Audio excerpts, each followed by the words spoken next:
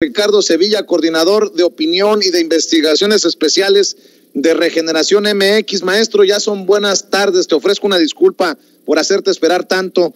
Considero que era importante exponer el caso de Lidia Cacho y hoy también que nos hables de este personaje oscuro, Juan Francisco Ili Ortiz, y lo que está haciendo el Universal desde sus páginas. Un abrazo, maestro. Un abrazo, querido Vicente, público. Buenas tardes, efectivamente, y no tienes por qué disculparte porque estamos hablando precisamente de periodistas y de falsos periodistas y de calumnias y de ataques frontales. En efecto, como bien introduces, hoy, durante la conferencia mañanera, el presidente López Obrador habló del Universal y mencionó, como tú lo haces ahora, a Juan Francisco. Así le dijo Juan Francisco Eli. ¿Quién es? La gente se puede preguntar y hace bien en preguntarse, porque eso es lo que debemos hacer, cuestionar.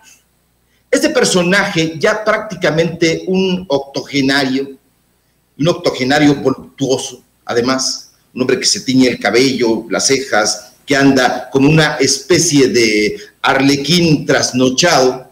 Bueno, pues es un sujeto de 79 años y es efectivamente el propietario, el dueño, el gerente editorial de El Universal, de ese periódico que mencionó López Obrador hoy durante su conferencia. Ahora bien, hay una particularidad y un detalle que hay que exaltar.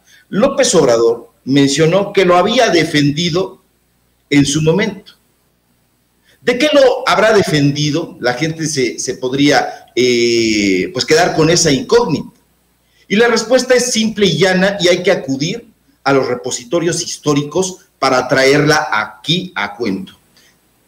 Fue defendido por López Obrador de fraude fiscal. Sí, porque el dueño del Universal, cuyo eslogan es el Gran Diario de México, una mentira desde luego, fue detenido en septiembre de 1996 por eso, por fraude fiscal. Y no es que el presidente lo haya defendido, sino salió porque fue un gran escándalo, un gran desplegado. Recordemos, público memorioso de Sin Censura, que en medio de un fuerte dispositivo fue detenido este señor, que es uno de los principales magnates de eso que llaman la prensa mexicana, y que yo no estoy de acuerdo. Estoy aquí sí de acuerdo con Ricardo Rafael en esa frase incidental que acuñó: empresas de medios.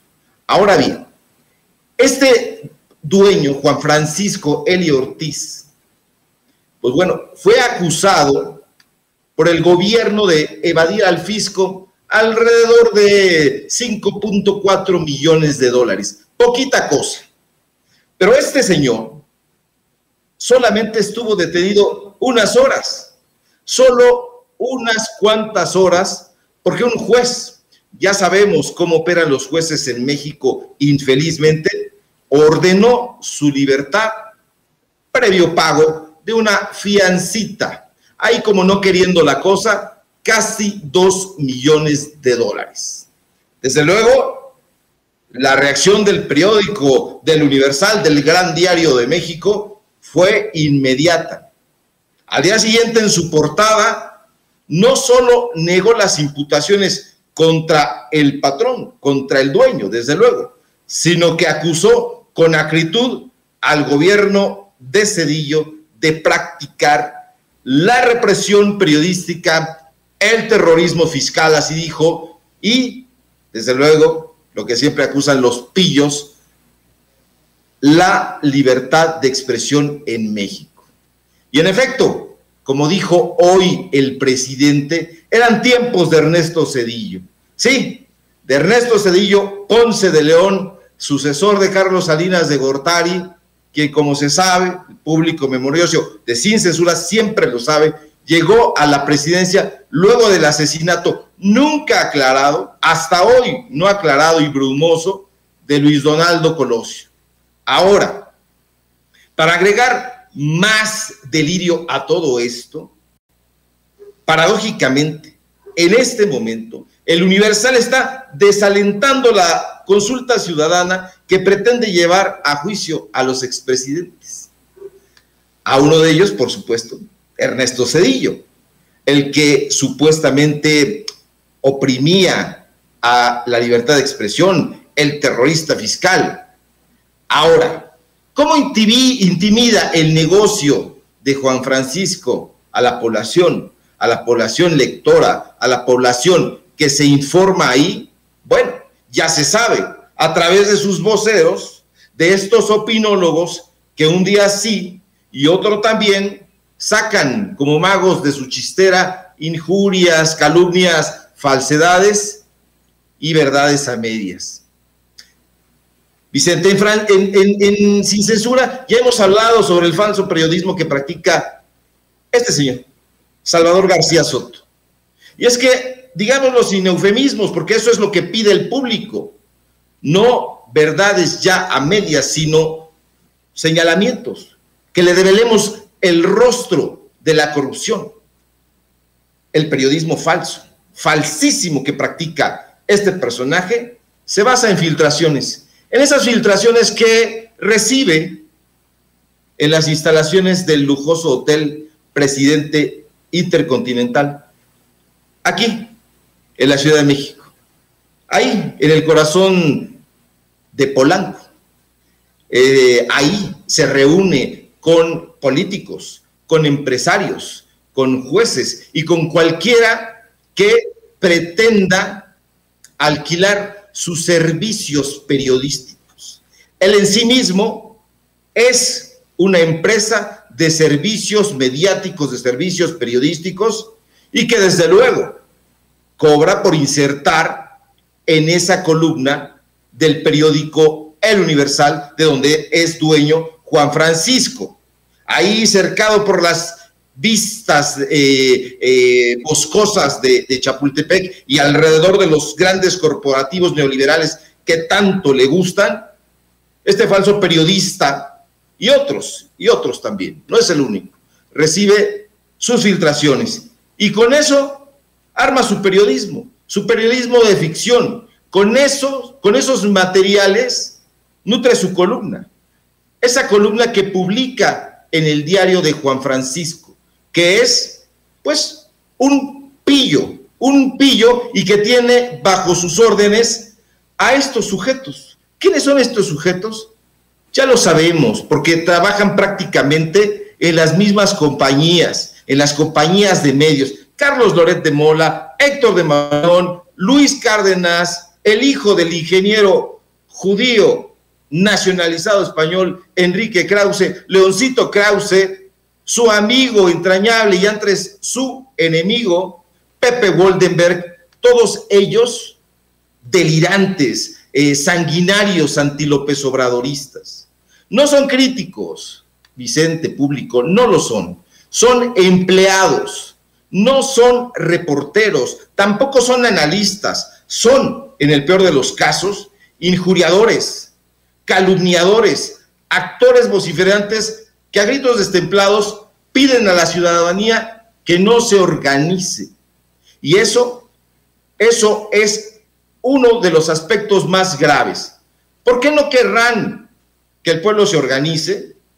Bueno, porque saben que una sociedad organizada es más fuerte, es más vigorosa, es, por supuesto, más consciente. Un pueblo y una sociedad que no piensa, que no cuestiona, está condenada a no sobrevivir, o peor aún, a vivir oprimida. Y eso, público, Vicente, ya no va a suceder porque hay un periodismo alternativo, un periodismo que se está haciendo en espacios independientes como este, en espacios independientes también como lo que estamos haciendo en Regeneración MX, y eso es lo que les da miedo. ¿Por qué? Porque no saben reportear, porque no saben hacer periodismo. Y estos empleados de Juan Francisco, pues trabajan para esa empresa de medios llamada El Universal, compañía periodística, sociedad anónima de capital variable. Y eso tiene intereses. Eso tiene pues la vista puesta en las clientelas y nada más. Ya se les acabó la gallina de los huevos de oro, ya no pueden seguir chupando de la ubre del presupuesto del que abrevaron asquerosamente durante sexenios y particularmente durante los sexenios priistas, pero también durante los 12 años del panismo. Estos señores tienen ahí bien puesta la frase, bien metida en la cabeza de Maquiavelo: divide y vencerás. Pero nosotros, el pueblo, los periodistas que queremos informar de la realidad sin eufemismos y como es, no lo vamos a permitir, y aquí estamos expresándonos fuerte contra este tipo de calumnias, querido Vicente. Así es, mi querido Ricardo, antes de que te vayas, déjame también rescatar una declaración del presidente Andrés Manuel López Obrador, que ahora lo están utilizando sus adversarios políticos, y seguramente veremos a muchos de estos falsos periodistas o de estos periodistas golpistas o como le quieran poner, para pues incluso cuestionar al padre de ese niño, su hijo menor que tuvo COVID. Ceci, póngame por favor esas declaraciones del presidente cuando hace relación a su hijo menor, por favor.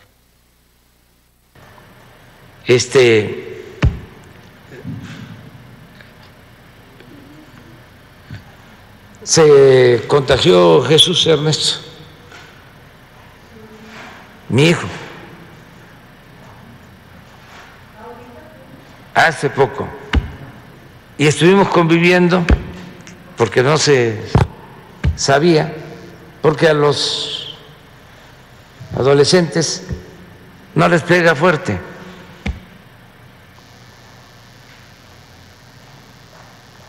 Y yo ya estoy vacunado y no tuve problema, ni la mamá. Y los dos nos vacunamos con AstraZeneca. Entonces, esa es una prueba. No le va a gustar mucho a Beatriz que yo haya dicho esto, pero bueno. Bueno, ahí están las declaraciones del presidente Andrés Manuel López Obrador.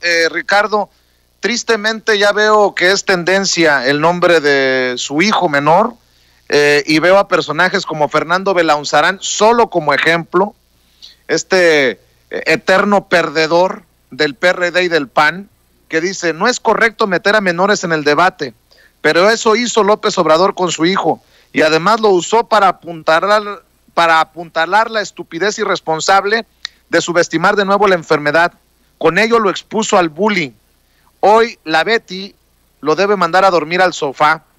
Hashtag con los niños no. Estos tweets de personajes políticos lo que genera es violencia contra un menor de edad. Yo no veo cómo la mención de un padre sobre su hijo sea tomado como meter al debate al hijo menor del presidente Andrés Manuel López Obrador, pero al final es mi opinión, y sí, con lo único que estoy de acuerdo en lo que dice Fernando Belaunzarán, con los niños no, Ricardo. Sí, está citando precisamente con un dejo irónico, querido Vicente, pues a las palabras que en algún momento pronunció Beatriz Gutiérrez Müller, ya en algún momento también, pues arrastrando a la discusión, a los dicterios y pues bueno, al lodo mediático a un niño, a un menor de edad. Estos sujetos están superados los argumentos, llevando a la arena pública, a la arena del Twitter, temas que golpean directamente no solamente a un menor, sino en general a la sociedad mexicana. Y esto nos debe alertar que estamos en tiempo de chacales, estamos ante gente que, como insisto, no tiene argumentos ya, entonces tiene que acudir a los peores tópicos y ponerlos ahí como si fueran argumentos de gran calado. ¿Por qué? Ya se vio en Pegasus, no hubo prácticamente una mención a López Obrador. Como tú dices, la Cuarta Transformación no carece de hierros, y los hemos dicho, los hemos expuesto, los hemos señalado, pero la tolerancia del presidente sobre estos asuntos es proverbial. Es equivalente a la estulticia de estos personajes que solamente piensan en la individualidad, que no les interesa el bienestar del pueblo, que mucho menos les importa la igualdad que está promoviendo el gobierno, no les interesa la educación, la opinión bien sustentada, mucho menos. Están opinando encima de la pobreza, encima de la patria, oprimiendo a la civilización. Y bueno, esto no es, ya no digamos de personas, ya no es de seres humanos.